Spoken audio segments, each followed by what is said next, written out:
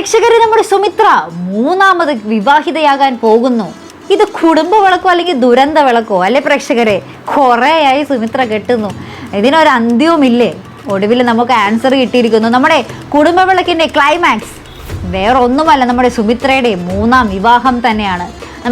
നമ്മുടെ പ്രേക്ഷകർക്ക് കുറേ പ്രതീക്ഷകൾ ഉണ്ടായിരുന്നു അല്ലേ? നമ്മുടെ രോഹിത് വരും, സിദ്ധാർത്ഥ് വരും, ഇവരുടെ കൂടെ ജീവിക്കും, എല്ലാം തേച്ചു മാച്ച് കളഞ്ഞ് ഇപ്പോൾ പുതിയ വിശ്വനാഥൻ, അതെ നമ്മുടെ സുമിത്രയുടെ പുതിയ വരൻ വിശ്വനാഥ് അതാണ് കേട്ടോ.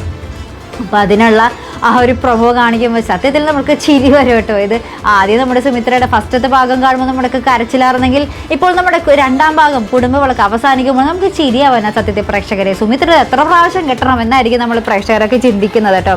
അപ്പോൾ ആ ഒരു കല്യാണത്തിൻ്റെ ഒരുക്കങ്ങളാട്ടോ നമുക്ക് കാണുവാൻ സാധിക്കും. നമ്മുടെ അനിരുദ്ധും പ്രതീഷും അവരൊരുമിച്ച്, അതേ പ്രേക്ഷകർ, നമ്മുടെ അമ്മയുടെ കല്യാണത്തിന് സ്വന്തം അമ്മയെ മൂന്നാമത് കെട്ടിക്കാൻ അവർ മക്കൾ ഒരുമിക്കുകയാണ്. അങ്ങനെ എന്നിട്ട് നമ്മുടെ പ്രതീഷും അനിരുദ്ധും അമ്പലത്തിലേക്ക് ആ ഒരു ചടങ്ങിന് വേണ്ടിയുള്ള കാര്യങ്ങളൊക്കെ റെഡിയാക്കുന്നതും നമ്മുടെ ദീപുവും ഉണ്ട് കേട്ടോ കൂടെ.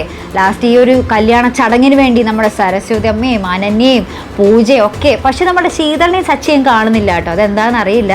അപ്പോൾ എന്തൊക്കെയോ അവർക്ക് ആ ഒരു ക്ലൈമാക്സിന് മുമ്പ് എന്തോ സംഭവിക്കുന്നുണ്ട്. അപ്പോൾ ഇവർ ബാക്കി എല്ലാവരും ഉണ്ട് താനും.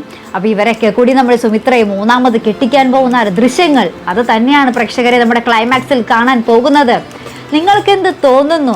ഇത്ര നാളത്തെ ഒരു കുടുംബ വിളക്കിൻ്റെ എല്ലാ എന്താ പറയുക, ഇത്രയും പൊക്കിക്കൊണ്ട് വന്നതിൻ്റെ എല്ലാം തീർത്ത് കളയുന്ന ഒരു ക്ലൈമാക്സ് ആയി പോയി എന്നാണ് എൻ്റെ ഒരു അഭിപ്രായം.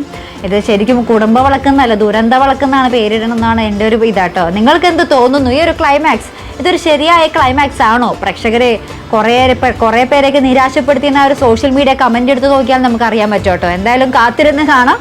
അപ്പോൾ ഇതുപോലുള്ള പ്രൊമോ റിവ്യൂസിനും എപ്പിസോഡ് റിവ്യൂസിനും ഒക്കെ നിങ്ങൾ മറക്കാതെ ചാനൽ സബ്സ്ക്രൈബ് ചെയ്യുക. അടുത്തൊരു വീഡിയോ വരുന്നത് വരയ്ക്കും ഗുഡ് ബൈ.